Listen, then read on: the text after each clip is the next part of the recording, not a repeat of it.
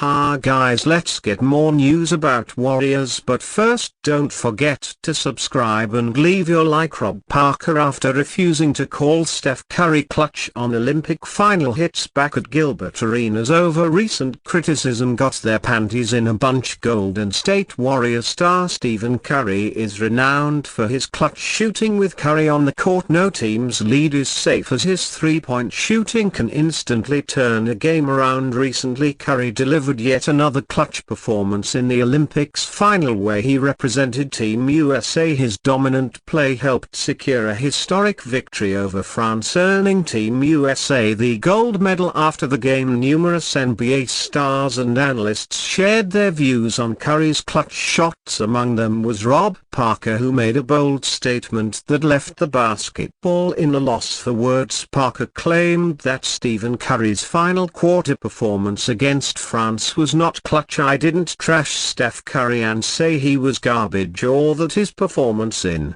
the gold medal game was terrible, or whatever. He made those 4 threes at the end. I simply stated facts. Guys like Gilbert Arenas and Doug Gottel all got their panties in a bunch because they don't know what the definition of clutch is. You look at the shots he made and I said they were big shots," Rob Parker said on Fox Sports Radio. Later, Parker doubled down on his statements and gave out points to defend his claim. According to Parker, Curry's shots were big but they weren't clutch enough. However, he clarified that his opinion was not intended to demean Curry and his great finals performance. Parker even clapped back at Gilbert Arenas and Doug Gottel for criticizing him for his take. Parker argued that the NBA's definition of a clutch shot doesn't align with what Curry did. However, despite Parker's take, fans can't deny Curry's greatness and dominance. The former MVP has undoubtedly established himself as one of the most clutch scorers in NBA history, and his performance in the finals was just another example of what he's truly capable of. Stephen Curry strew CKL with his shooting form at the start of the Olympics tournament. However, when the stakes were highest in the final 2 games, Curry delivered in convincing fashion. In the game against Serbia, he scored 36 points, securing a close victory for Team USA. In the finals against France, Curry proved once again why he is considered the best shooter the game has ever seen. Curry hit a total of 8 threes in the game, out of which 4 of them came in the final moments of the game. His clutch performance helped Team USA secure victory and the gold medal. After the game, many stars were seen praising Curry for his great performance. Recently, NBA coach Doc Rivers gave Curry his flowers in the KG Certified podcast. Rivers called Curry a game changer and even stated that he doesn't get enough credit for his great performance. Warriors scheduled for in-season tournament announced after a successful initial campaign last year. The NBA has made the easy decision to have an in-season tournament for the 2nd straight year. Only the tournament is getting a fancier and more lucrative title, the Emirates NBA Cup. It's also getting an upgrade on the marketing front, as last year's surprise spokesperson Michael Imperioli is now joined by Rosario Dawson. The Golden State Warriors didn't have much success in the tournament last year, but they'll try again this season. Hopefully they can not only win but avoid the curse that the Los Angeles Lakers encountered. The Lakers won the inaugural in-season tournament and then promptly forgot how to play basketball. It's a fairly simple structure for the 2024 Emirates NBA Cup. The league will be divided into 6 groups of 5 teams who will each play each other, with 4 designated dates on which all teams will play their tournament games. After the group stage, the 6 winners and 2 wild cards, the best performing teams that didn't win their group stage, will advance from there on. It's a simple 8-team single elimination tournament, with the semi-finals and championship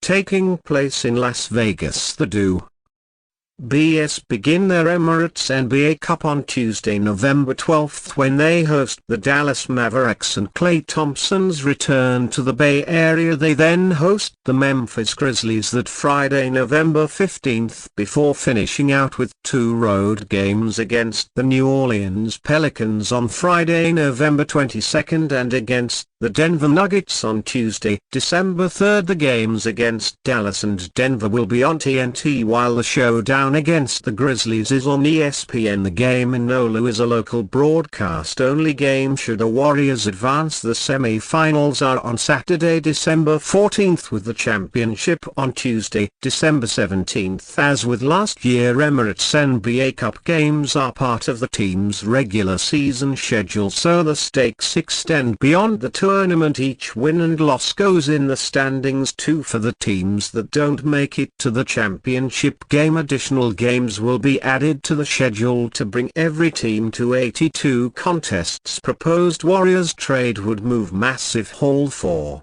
Kawhi Leonard. The Golden State Warriors showed interest in Lauri Markkanen and Paul George, 2 players who could have helped Stephen Curry and Draymond Green win another championship. The Warriors didn't land either, but they still have assets to trade for another high-end player if one becomes available. Grant Hughes of Bleacher Report put together a package for a player who could fit that mold, proposing a deal for Kawhi Leonard of the Los Angeles Clippers. Warriors would get Leonard, Clippers would get Andrew Wiggins, Garrett, and 2 Kevin Looney, Moses Moody, 2028 first-round pick, 2030 first-round pick, protected 1-3 and 21-30 2029 first-round swap. If the Warriors were willing to offer Paul George a 4-year $212 million extension, they should be just as comfortable paying the remaining $150 million on Kawhi Leonard's deal, maybe even more comfortable, considering the Dubs need to be thinking about additions that maximally remove the needle during what remains of Stephen Curry's prime, even if they come with huge risks for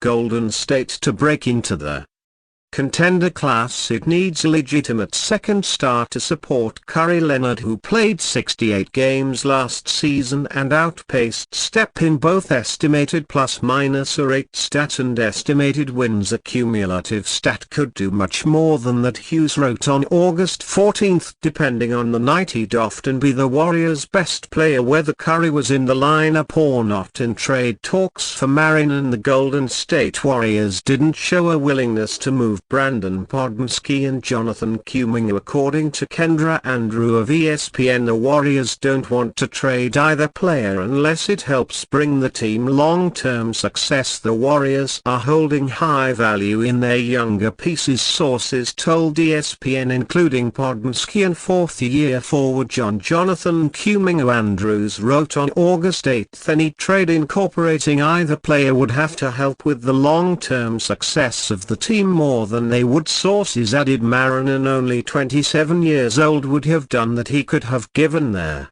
Warriors an opportunity to win now and in the future. In the proposed trade for Leonard, however, their Warriors wouldn't be getting a player who can help them find long-term success. Leonard, 33, is only getting older and has dealt with multiple injuries in his career. However, given the trade wouldn't involve Podmski and Kuminga, it's possible that the Warriors are interested in making the deal to give Curry a few more chances of winning in the near future. Leonard has been one of the more decorated players of this era. He's a 6-time All-Star, 7-time All-Defensive Team selection, 2-time champion and Finals MVP, 2-time Defensive Player of the Year, and much more. Despite his success, his injury history is concerning. He played in 68 games in 2023-24, the most he's played since 2016-17. However, he played in just 2 games in the playoffs due to knots swelling. The Warriors only have so much time with Curry, 36, so trading for an injured star like Leonard would be a big risk. His numbers have still been impressive, averaging 23.7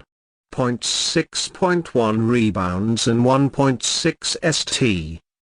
Owls per game last season, earning second-team All-NBA. If he managed to stay healthy, the Warriors would be getting better, but that's a big if given his history. And you fan, what do you think of the situation of Kawhi Leonard? Leave your opinion in the comments.